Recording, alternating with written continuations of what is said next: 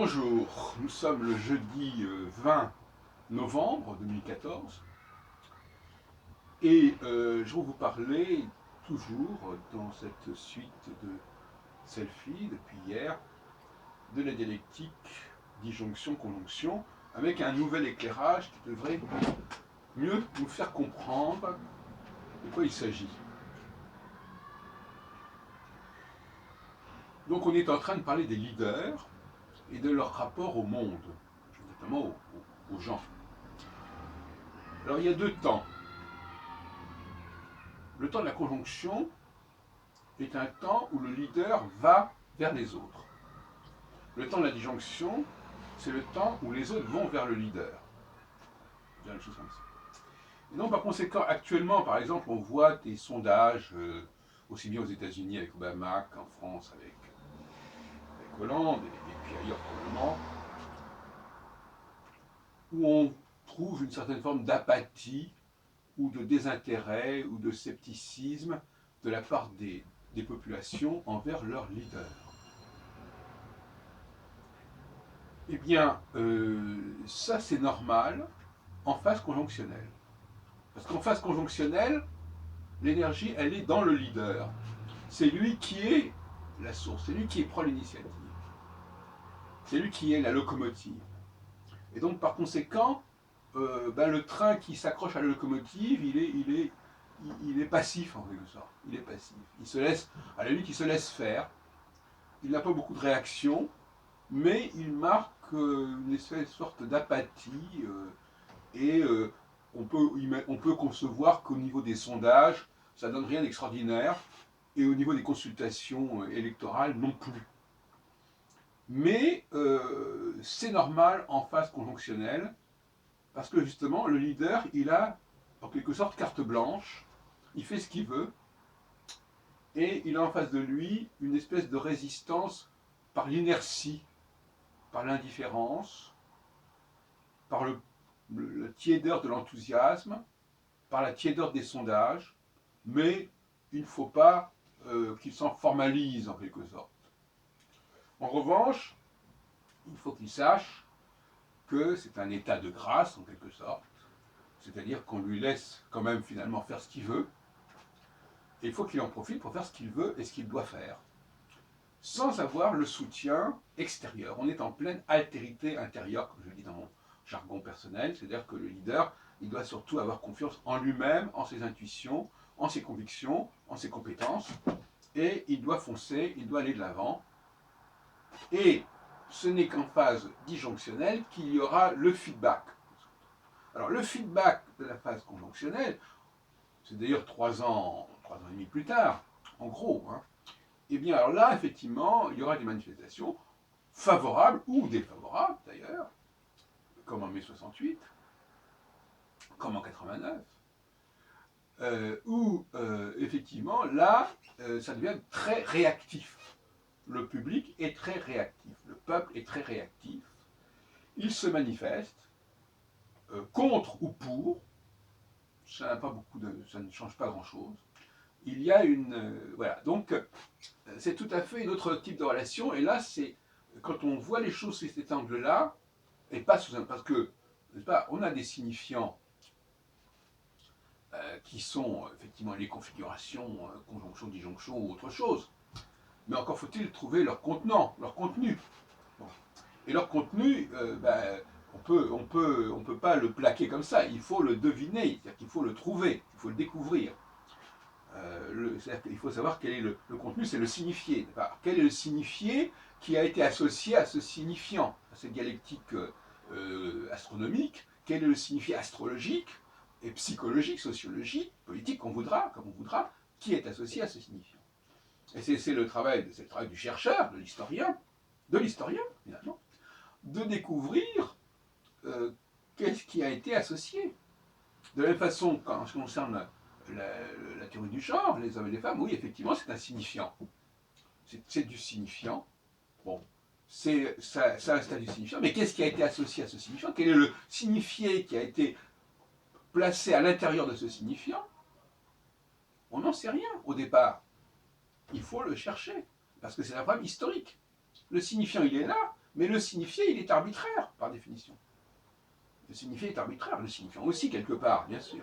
Le signifiant, c'est parmi tous les comptes possibles, les objets réels, il y en a certains qui sont mis en avant, et le signifié, parmi tous les comptes possibles de signifiés possibles, il y en a certains qui sont choisis.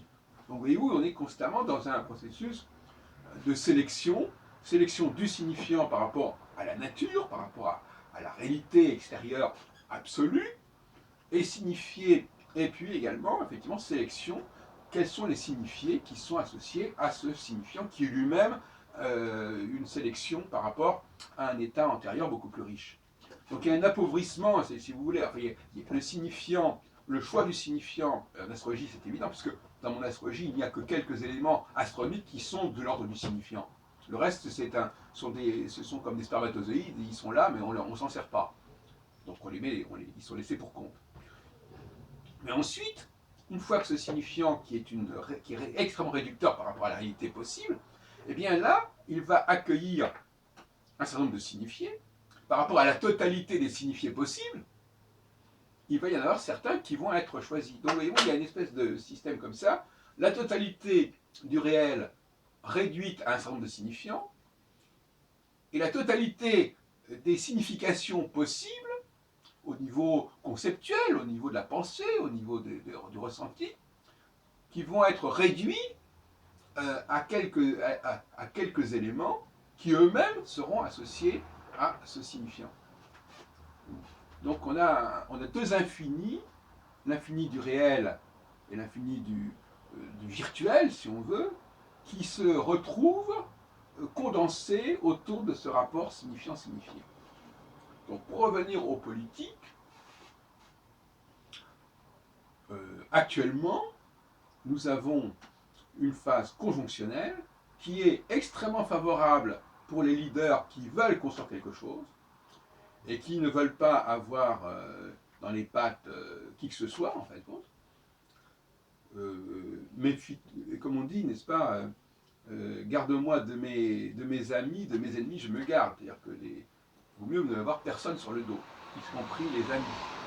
Donc là, ils ont essayé de faire beaucoup de choses, d'organiser beaucoup de choses, de proposer beaucoup de choses. C'est le pain et le cirque, si on veut. On propose, voilà, on impose.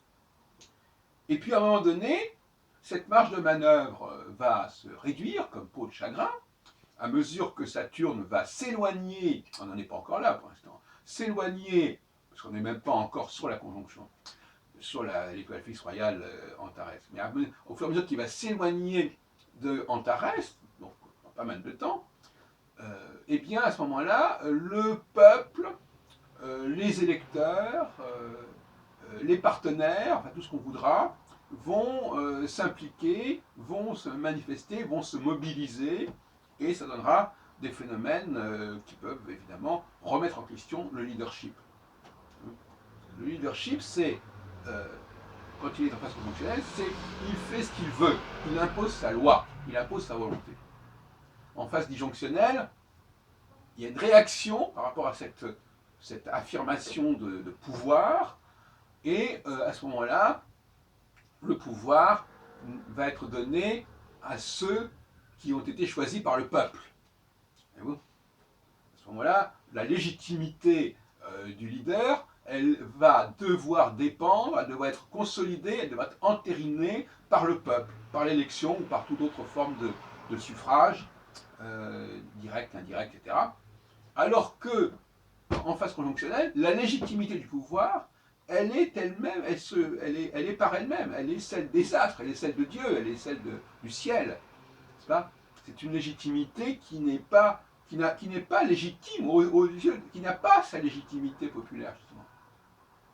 Même si, qui n'a plus sa légitimité populaire et qui fonctionne en l'absence et en dépit de cette légitimité, de cette absence de légitimité populaire. Donc là, je crois que nous avançons un peu plus dans notre recherche nous avions mis du temps à trouver quel était le signifiant qui faisait socle pour l'astrologie. C'est effectivement le cycle Saturne, 4 étoiles fixes royales, mais nous n'avions pas trouvé encore complètement le signifié qui était associé à ce signifiant, à ce socle, eh bien, ce signifiait, nous avons brûlé, nous sommes rapprochés, brûlés comme dans Cache-Tampon.